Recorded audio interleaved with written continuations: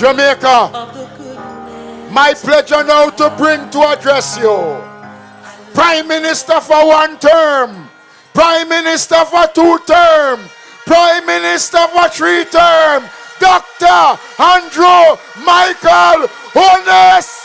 Labor rights. Make me see the shower finger if you know you ain't happy be a labor right. Vote for Labour Party. It's a pretty Labour Party. May I vote for Labour Party. May I a party for a brighter future. Me choose Jamaica. Vote for Labour Party. We're doing good for you. Singing JLP for hours, ringing in the showers of blessing we are called down. Palico jam down, X beside the bell loud. We're doing more for you. We're reducing crime, universal, we online. Comrades, you like it, Labour rights? To say, hey, hey, Andrew Holness, see my shine. PMP waste of time, but Labour rights will always lead the way. Singing JLP for hours, ringing in the showers. That's before the whole world. You're doing good, girl. Man, them way I stand proud. JLP good for you. Pretty Labour Party. So, Labour rights, blessings upon you and your family, and may your household and your personal welfare and prosperity increase unboundedly. May God continue to guard us, keep us, and guide us. We do nothing without His grace, without His anointment. And so I stand here purely by the grace of God. You know, there is a song by a famous rapper. And the song says, many men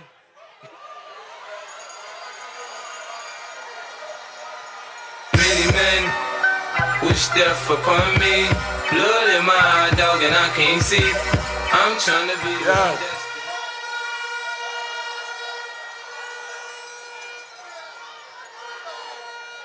You know it. I can't force my voice tonight, so you notice how I'm just very calm. But no weapon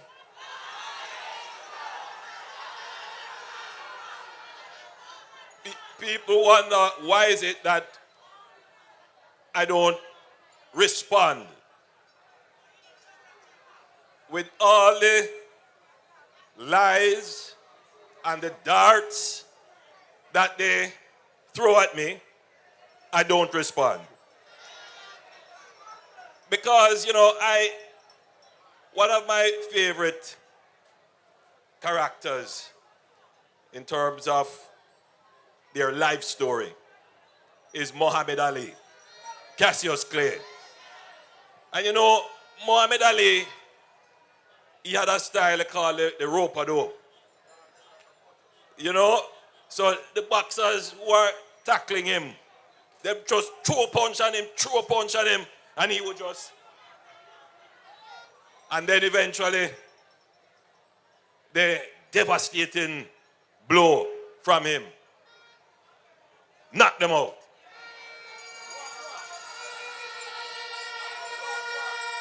So don't worry.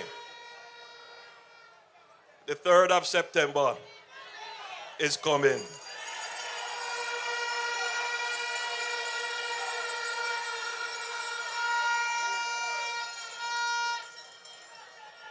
Now, let me commend you and this lovely crowd that is here. This is purely a St. Thomas crowd.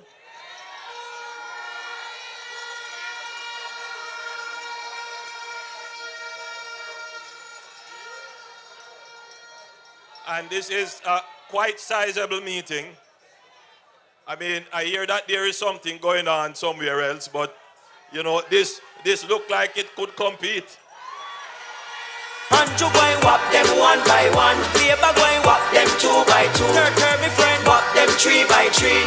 Best government fi run the country. Balabalen. Look how we balance the economy. Fi Labour, thank you Lord. Enough people never have key, but now them. Yes. So, I have a few things that I would like to say to you tonight. The first thing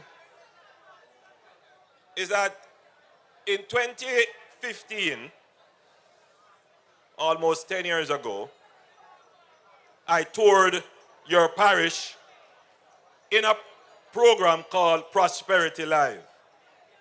And I believe it was at the Anglican Church.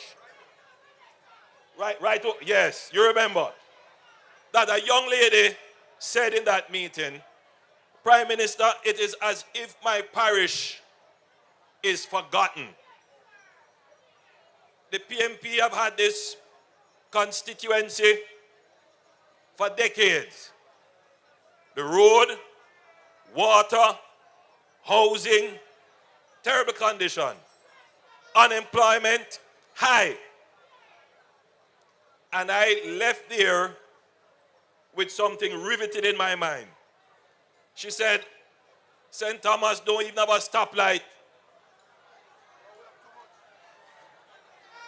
But the one that stuck with me, and I'm not making any promotion for anybody. But she said, St. Thomas don't even have a KFC. I hear she's right here in the crowd. In other words, what she was saying is that the typical signs of development were not in this parish. Now, historically, St. Thomas was punished because of where we are standing now, the rebellion. And so when the colonial government took over, they sought to develop other parishes but neglected here. So St. Thomas was always behind. And I took that into consideration and I decided that at the first opportunity we must rectify that. We need to ensure that St. Thomas is developed. In fact, we must ensure that every parish has a certain level of development, that all its residents can feel comfortable and enjoy a quality of life that they deserve.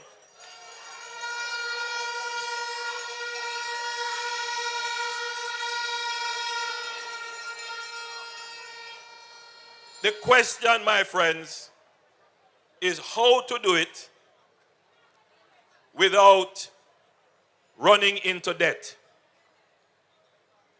That has been the problem that no government of Jamaica has been able to solve until the Andrew Holness-led government of Jamaica.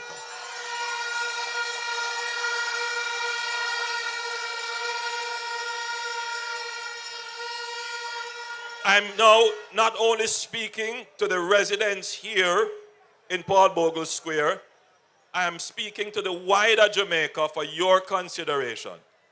For the last 50 years, we have been financing our development by debt, borrowing. That has created a big problem. It has made us vulnerable, exposed to changes in the global economy.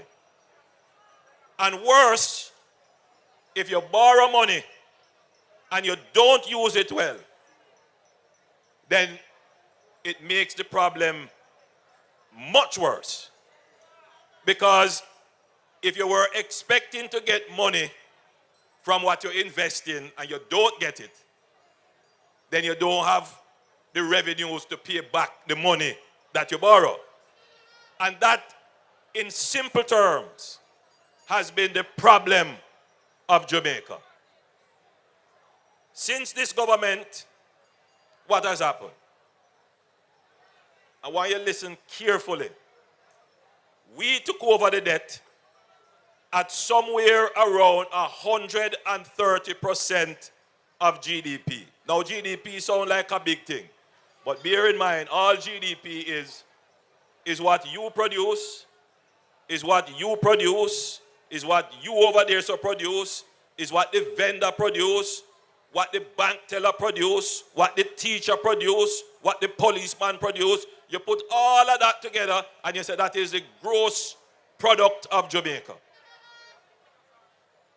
If you take everything that everybody in Jamaica produce, what we owe is 30% larger than what we produce when we took it over.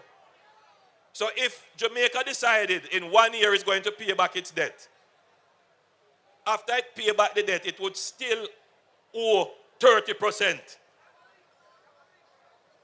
Today, 10 years since, if we decided to pay back our debt today, we would pay off the debt and still have about 38% left for ourselves.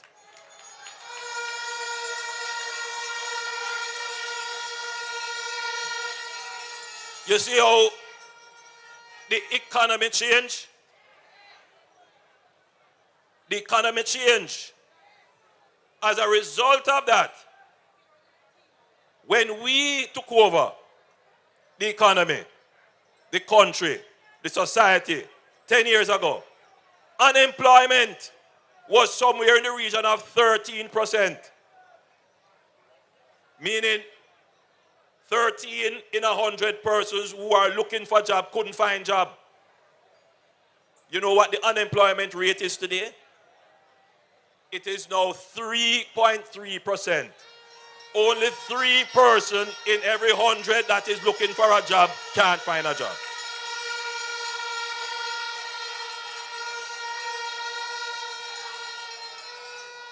It is a different Jamaica today than what it was before.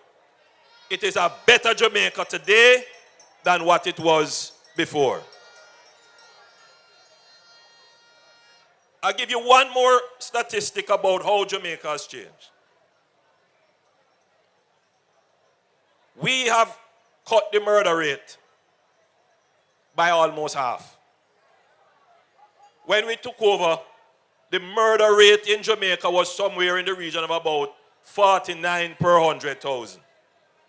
Meaning 49 persons were murdered in every 100,000 population in Jamaica. Today, you are somewhere, if you annualize it, to about between 25 and 20 per 100,000. Murder rate cut in half. This is a better Jamaica today than it was then. We have done a lot more things, you see, and which is why we have produced this book, and I see a lot of you have it here. And I tell you about this book. We have given out over 50,000 of this booklet. So I'm corrected by the Deputy General Secretary. We have given out over 100,000 of these booklets. And I can tell you when something is valuable, I have never seen one thrown away as I move around. People fold it up, they put it in their pocket, they carry it. It's a keepsake. It's the first time that any government can document its achievements. And these are not fairy tale. These are not speculative. This is what we have done.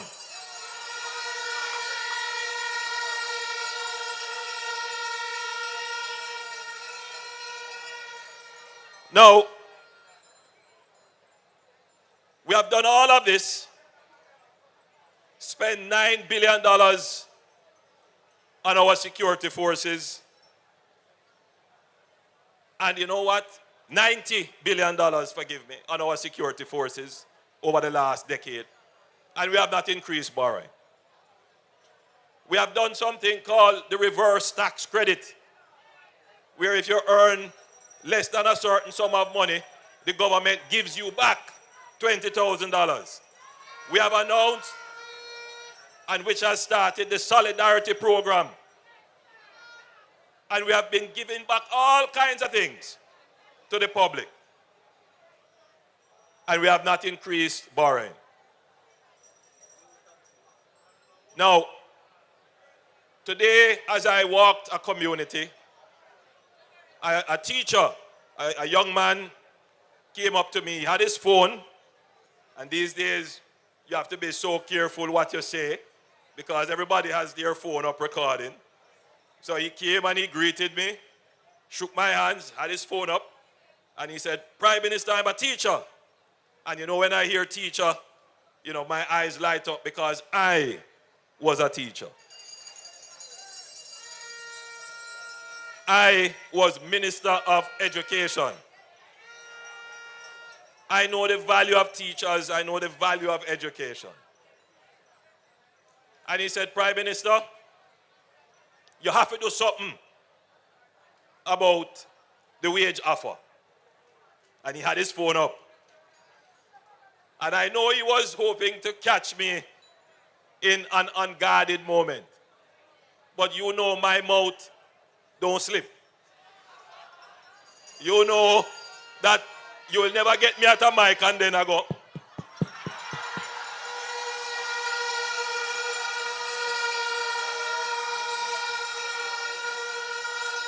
Yo, yo, yo, yo.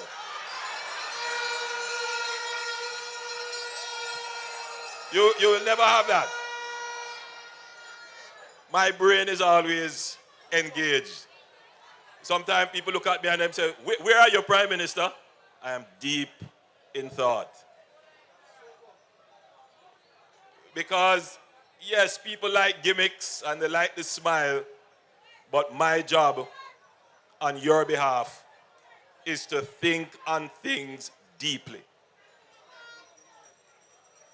The first solution, the most popular solution, the thing that seems like common sense, is not always the best solution.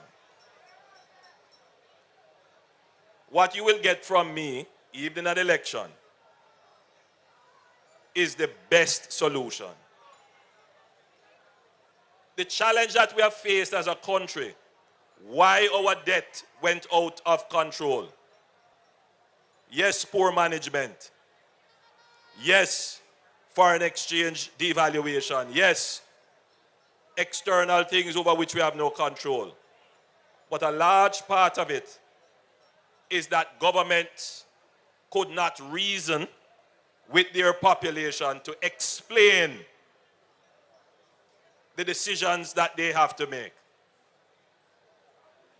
And therefore, they make decisions on the basis that they are trying to please the voting population, but end up harming them. I am going to make a point to you today. And I'm not just making it here to the crowd. I'm making it to the Jamaican people. And I made sure to look it up. I don't want to make any errors. But Jamaica has had wage freezes. You know what a wage freeze is? A wage freeze is when the government of the day decides that it is not able to make any increases to public sector wages. And it explains that to the unions and say, we can't do it. And they try to get the unions to agree. We have had wage freezes in 1976, in 1977, in 1978, in 2004, 2005, 2006, 2009, 2010, 2011, 2012, 13, 14, and 15. Mostly under the PNP. And you know when the wage freezes have occurred? The wage freezes have occurred largely after the government has given a wage increase. I want all Jamaicans to just go and research it and think on it carefully. Now, the challenge of any government is how to increase the wage bill without at the same time increase borrowing or create a fiscal deficit, a gap between what you earn and what you have to spend. The only government so far that has been able to crack that code is the Jamaica Labour Party government administered by Andrew Michael Holness.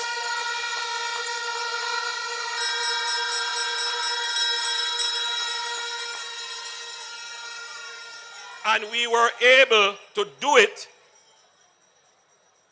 going through the most comprehensive and the largest ever increase in public sector wages. It comes up to about $6 billion over about 4 years.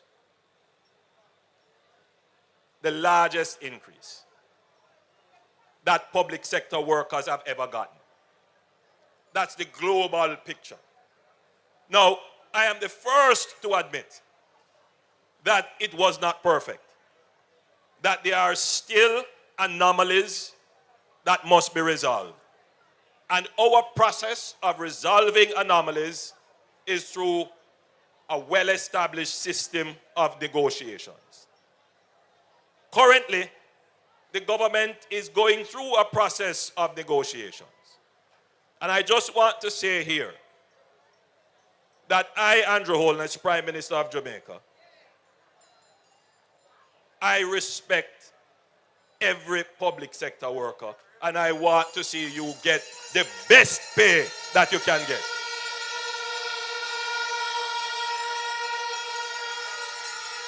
I want you to listen to me good.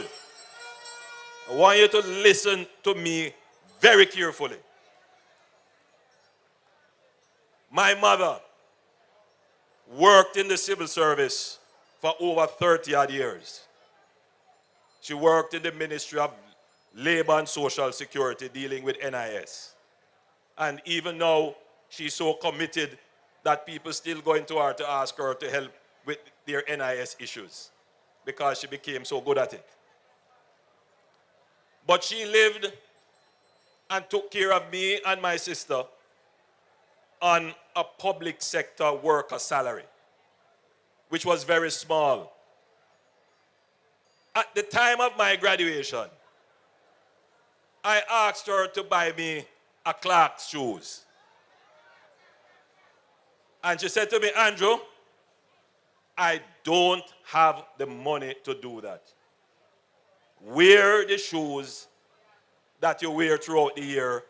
Go to your graduation. You will be in a gown. Nobody will see it.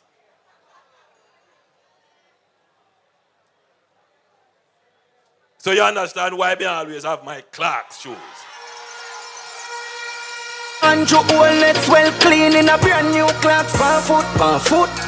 Every girl per shoe. Andrew I rock brand new. So you have to understand who you're dealing with. You have to understand my life experience. People say, why you don't tell your story? I don't wear, in other words, where I come from and my experiences should not entitle me to leadership of the country. What should entitle me to leadership of the country is my performance.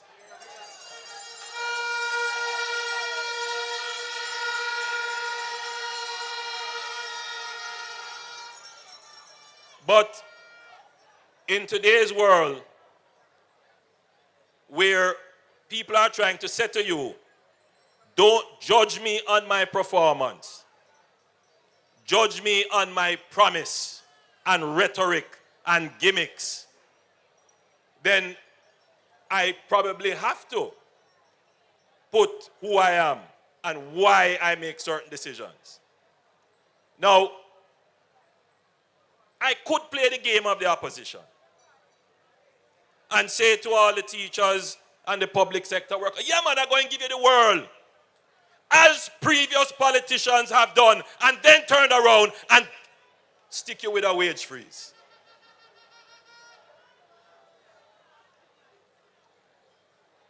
This country made a huge sacrifice 10 years ago to break from fiscal recklessness. And it hurts my heart to see the PNP try to reintroduce fiscal recklessness through its various promises which do not make any sense.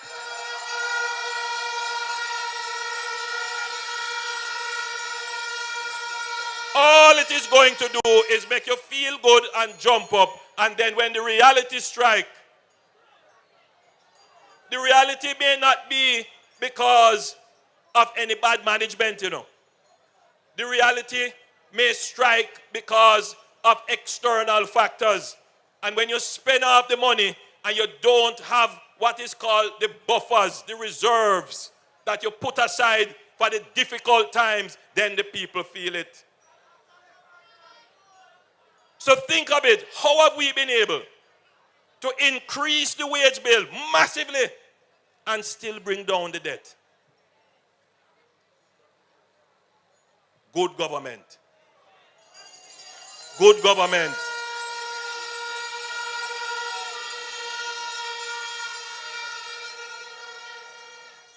A politician who I invited to speak at my conference from one of our sister islands, I'll never forget it. He said that you have to be careful. You have to be careful that what you have worked so hard, you all have sacrificed so hard to get to this point where our economy is doing well, that all it takes is one careless person to come and kick over the bucket. One careless person.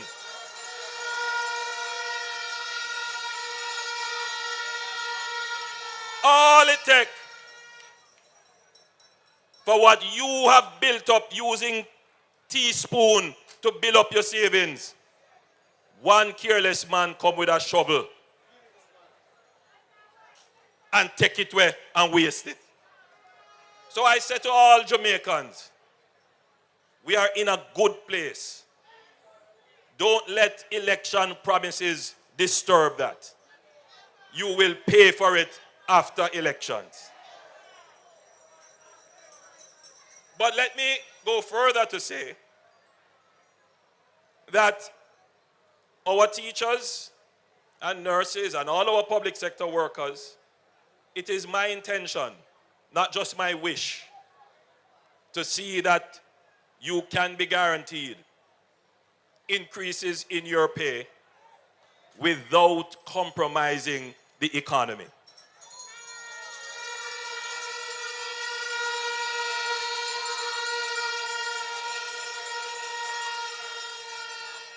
I will say that every government, including my government, must negotiate with respect. We must negotiate transparently and with respect. We must engage our partners, the unions, with respect. And so while I hear the issue regarding the offer, I also hear the issue regarding timely response and respectful negotiations. And I make my commitment to you here tonight that we will ensure that you have timely and respectful negotiations and that there is a credible and reasonable offer that will not damage you in the future. I ask all Jamaicans, every sector is now looking for more. What a difference. 10 years ago, at this time, the government was telling you, you can't get any wage increase. And everybody had to accept it. What a difference. Let us not kick over the bucket or shovel out our savings. Let us be cautious. Let us be careful. Let us be smart as a people about where we are and what we have accomplished. Together, we will have a partnership for prosperity where every Jamaican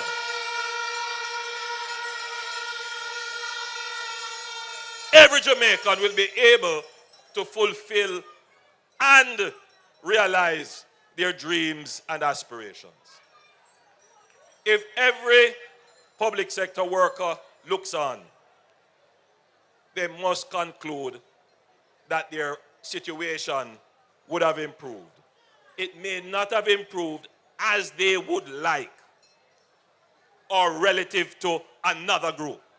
And that is a legitimate cause for negotiations for improvement. But let us not argue as if this administration has done nothing. Because that is not true. Not true, absolutely not true. I want to move from that subject. And I want to talk to you now about something that is of importance to you within your parish. I commissioned a poll of 23 seats across Jamaica. It's a very deep poll, very detailed, and the sample size is very large. The poll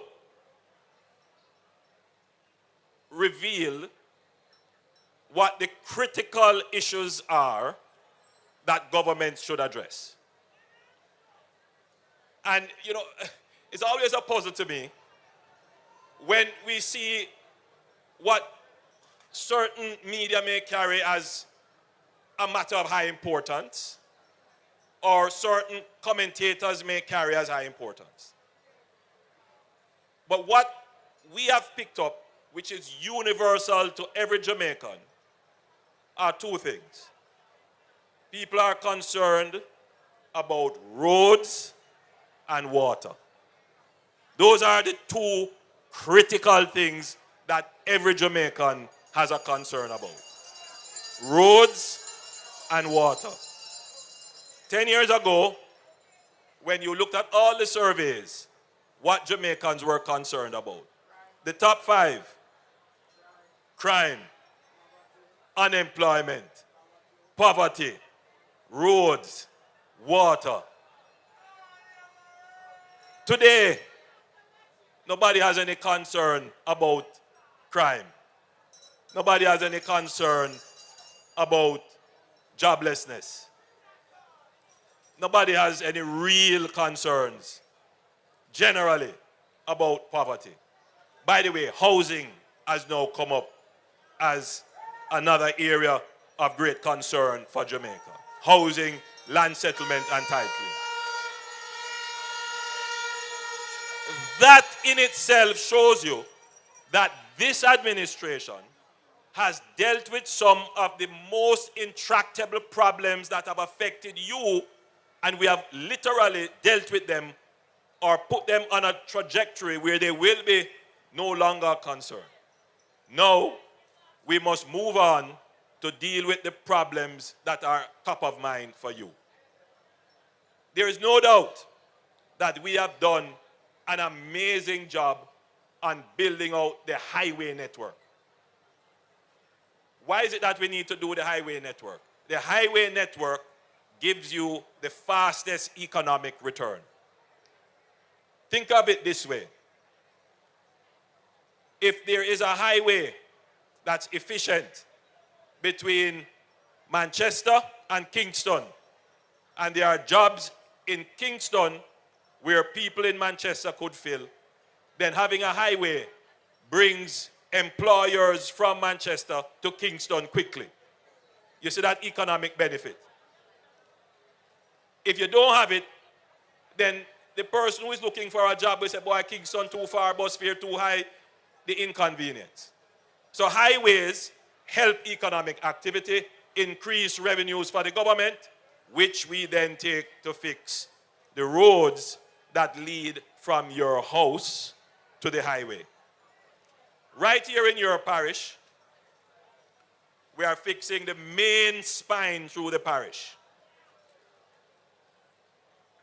Not just that, we have put in place now a bus route.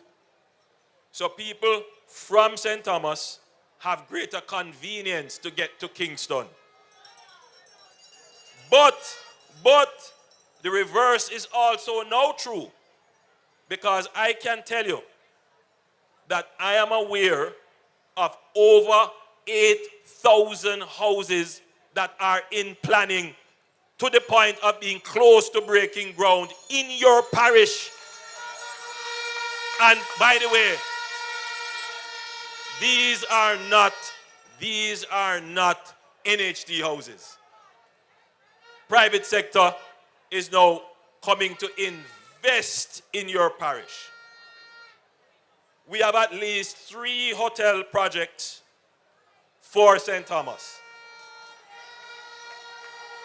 And now, listen to me carefully, and now the Bowden area now comes into play as a proper potential port.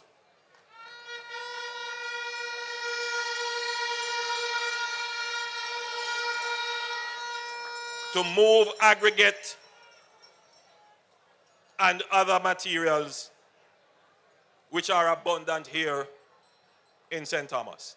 So what has happened is that we have not just built the urban center and the road, we are building out your own economy, where if you choose, you don't have to leave your parish to be employed. You can be employed right here. In the next 10 years, St. Thomas is going to be a totally different place. And you are going to start to feel it.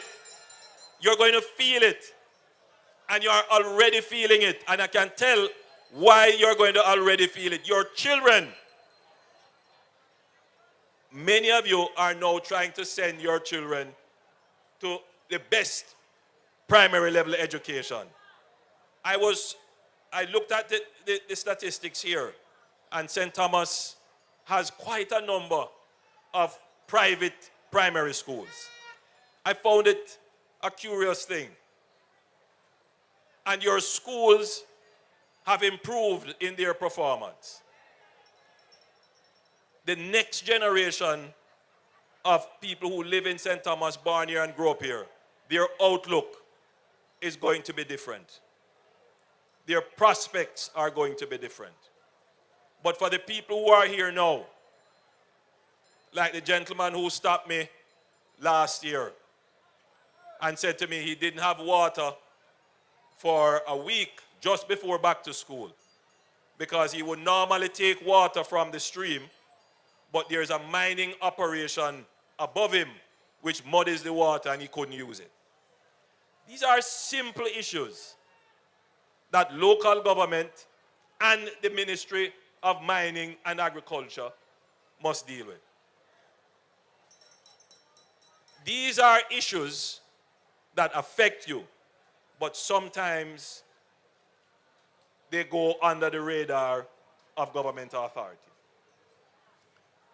In our next administration, in the same way that we have launched a program called Spark, where we have allocated over $45 billion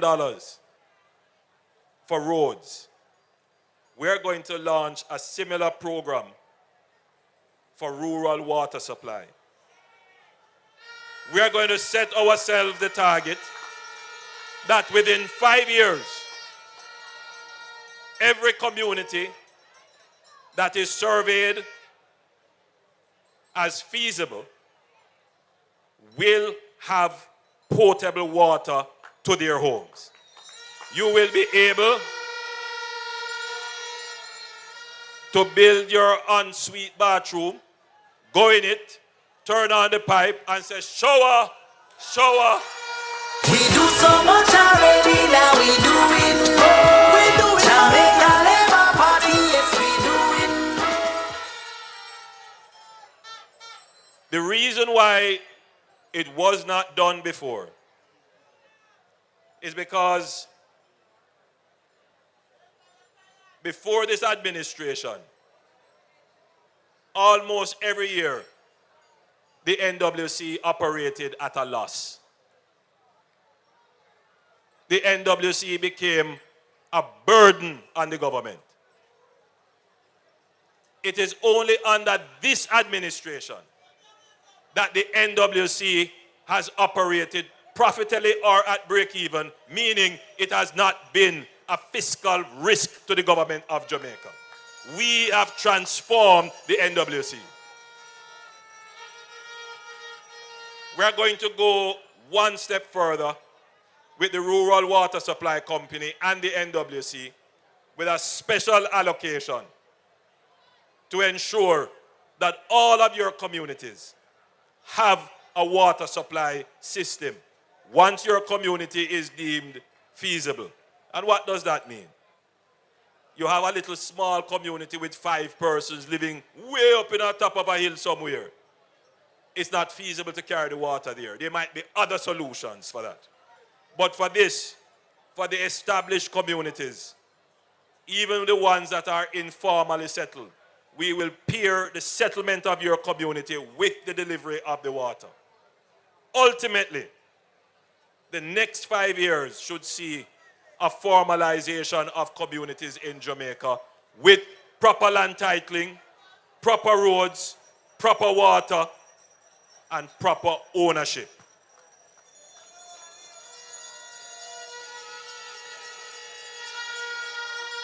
So all of you who live here in St. Thomas and in other parishes which we will announce this program, you get your urban center, you're getting your jobs, you can be assured of a better future for your children.